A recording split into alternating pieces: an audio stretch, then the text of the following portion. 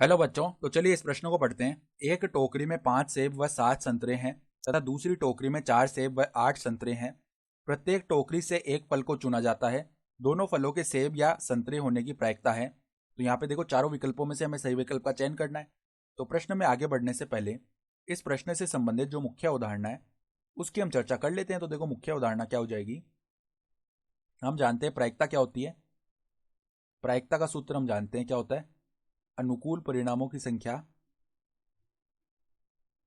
अनुकूल परिणामों की संख्या बट्टा में क्या होता है, कुल परिणामों की संख्या। तो बट्टा में क्या लिख लेते हैं, कुल परिणामों की संख्या।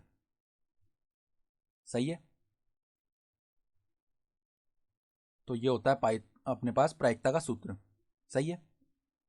तो अब देखो वो क्या बोल रहा है कि दो टोकरियां हैं। तो देखो, ये तो मान लो हमारी पहली टोकरी हो गई।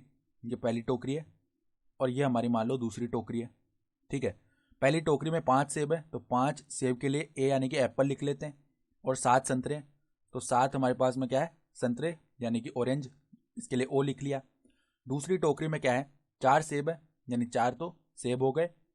और 8 क्या है, संतरे हैं। ठीक है।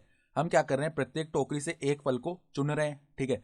यानी पहले हम पहली टोकरी में से एक फल निकालेंगे और फिर दूसरी टोकरी में से एक फल निकालेंगे। दोनों फलों के सेब या संतरे होने की प्रायिकता, यानी वो क्या कह रहा है कि या तो दोनों फल सेब हो जाएं या फिर दोनों फल जो है संतरे हो जाएं। ठीक है। तो हमारी जो अभिष्ट प्रायिकता ना, देखो क्या बनेगी। देखो, हम जानते हैं कि जब भी विन्यास में या का बोध होता है ना, विन्यास बनाते समय, तो हम योग करते हैं। ठीक है। तो वो क्या कह रहा है, देखो हमारे पास दो विभिन्न स्थितियां हैं। या तो दोनों फल हो जाए सेब या दोनों फल हो जाए संतरे, यानी दो भिन्न भिन्न विन्यास बनेंगे। तो पहले तो हम वो प्रायिकता याद कर लेते हैं जिसमें कि दोनों फल सेब आ रहे हो। तो देखो, पहली टोकरी में से 5 सेब है तो 5 में से एक सेब उठाया तो अनुकूल परिणाम है 5 बट्टा में। देखो, पहली टोकरी में कुल फल कितने हैं, 12 फल है। 7 + 5 यानी कि 12 फल हो गए। तो 5/12, ये क्या प्रायिकता हो गई, पहली टोकरी में से सेब उठाने की प्रायिकता। ठीक है।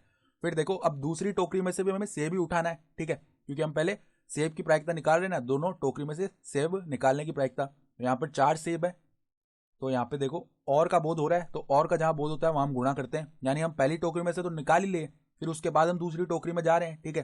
तो गुणा में यहाँ पे देखो 4 बट्टा में, यहाँ पर कुल फल कितने हैं, 8 + 4 यानी कि 12। तो ये तो हो गई हमारे पास केवल सेब निकालने की प्रायिकता दोनों टोकरियों में से। अब इसी प्रकार या क्या हो सकता है, देखो या का बोध हुआ तो यहाँ पे हमने योग कर दिया। या हम पहली टोकरी में से क्या उठाएंगे, संतरा। तो 7/12 हो गई उसकी प्रायिकता। गुणा में देखो दूसरी टोकरी में कितने संतरे हैं, 8 है तो 8/12 हो जाएगी इसकी प्रायिकता। ये हमारी अभिष्ट प्रायिकता आ जाएगी।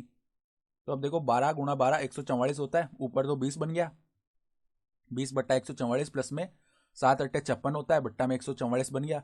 अब देखो लैसे लेंगे तो 144 आएगा लैसे, और 20 प्लस में 56 कितना हो जाएगा, 76। ठीक है।